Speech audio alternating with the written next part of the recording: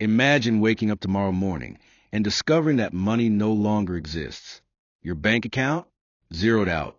Not because you spent it, but because money itself is gone. Credit cards? Worthless plastic. Cash in your wallet? Just paper. Gold, crypto, stocks? All gone. The system that runs a world vanished overnight. At first, people laugh. No money? That means everything is free, right?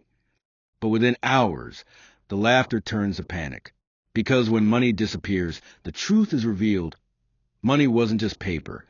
It was the invisible glue holding civilization together. Act 1, Day 1 without money. On day 1, chaos is hidden under confusion. People still go to work, unsure what to do. A barista still makes coffee, but when someone tries to pay, there's no way. No cash, no card, no digital wallet. The coffee is free, or maybe it's worthless. Grocery stores? People fill their carts, but at checkout, the scanners beep empty. Money doesn't exist anymore. Do you walk out with the food? Do you leave it behind? By the end of the first day, stores are ransacked, shelves stripped bare. Not because people are evil, but because survival doesn't wait for rules. Act 2, the collapse of trade. By day 3, the world realizes money was never just about buying things. It was about trust. Farmers won't ship crops because truckers won't drive for free. Truckers won't deliver fuel because oil workers won't pump for nothing. And suddenly, the invisible chain that feeds billions of people snaps in an instant. Airports close. Hospitals run out of supplies. Garbage trucks stop rolling. The silent, hidden labor that kept everything running, gone because money is gone. Civilization begins to unravel. Act 3, the rise of barter. Desperate, people fall back on the oldest system, barter. You have bread, I have medicine. You have chickens, I have tools. For a moment, it feels almost human again, neighbors trading, survival shared. But barter has limits. What if the person with medicine doesn't want your bread? What if your chickens can't cure their child's fever? Without a common measure of value, trade becomes clumsy, unfair, and dangerous.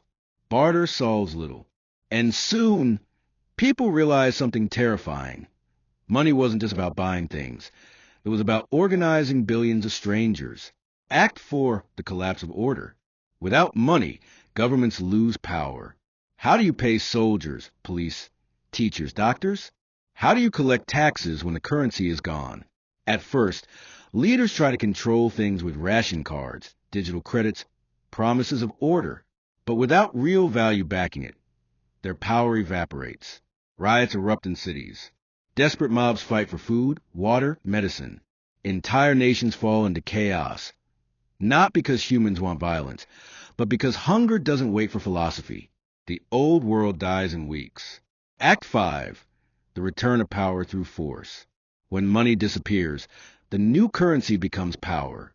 Warlords control food. Gangs control streets. The strong prey on the weak. Guns, violence, and fear replace coins and credit.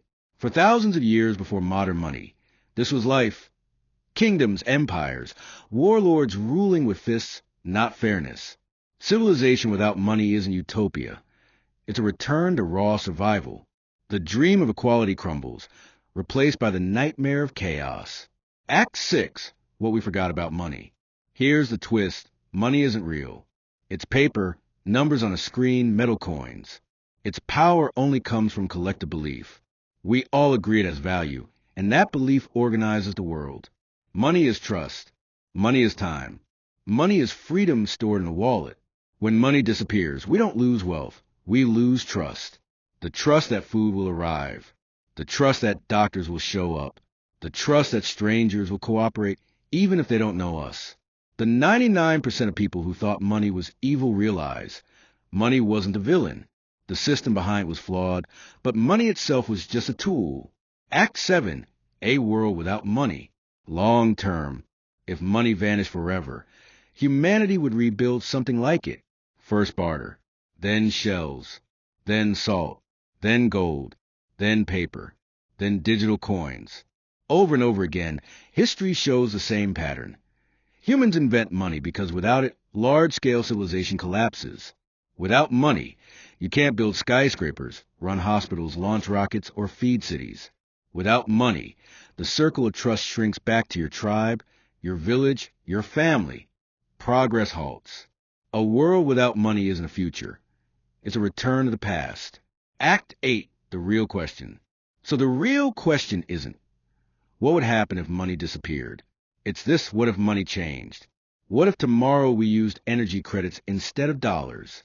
Or a global digital coin instead of national currencies?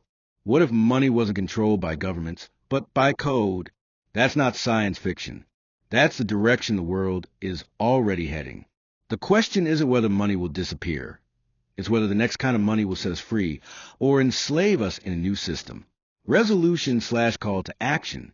So now you know, if money disappeared, the world wouldn't turn into paradise. It would collapse into chaos. Not because money is everything, but because money is the silent contract that makes civilization possible. Money isn't evil. It isn't good. It's a mirror. It reflects our choices, our values, our priorities. The real danger isn't money disappearing. It's never learning how money works. So ask yourself, do you control money or does money control you? Because one thing is certain.